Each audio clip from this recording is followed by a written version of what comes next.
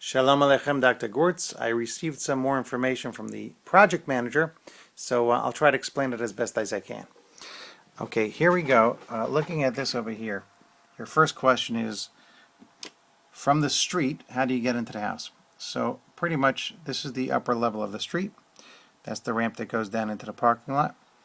These houses, as you can see very clearly, there's a walkway that goes right in. So this one goes to the left house, this one goes to the right house. That's the path that goes down. There will be a walkway over here exactly the same as this. This is just a mistake in the artwork that they did. It will go straight in, left and right. So for the quickest access to your house, for let's say a pizza guy, or if you're running in for a few minutes and then running out, it's just to park right over here and then run into the house and you're in and you're out. So that's really, really quick. As for, let me see, the distance, that's what you wanted to know, between the houses. So I'll try to explain that from here. If you look over here, between this point of the house and this point is approximately 4 meters. That's 400 centimeters. And from here, this point of the house to this point of the house is about 8. Remember, the roof over here is overhanging, so the actual house is a little bit less. Going this way, between here and here, see you have the pathway over here, so there's a little bit more space. So between this point and this point is approximately 6 meters. And from this part of the house, it's basically open, as you can see. So you will not have anything going on over there. Let's see. This part over here is going to be a garbage can, state-of-the-art garbage can that you open up like a mailbox. And the entire garbage contraption is under the ground. It's very new, and it's the most neat. As for what's going on over here, let me explain this to you. This part is the lower garden, is 170 meters above the basement level. And if you continue to here, there's a staircase that goes up. And this part is the upper part of your garden, which is 2.9 meters high. Okay, so if you continue over here, this is the upper level. This is a staircase that goes down to the lower level, continues around, and it goes back up.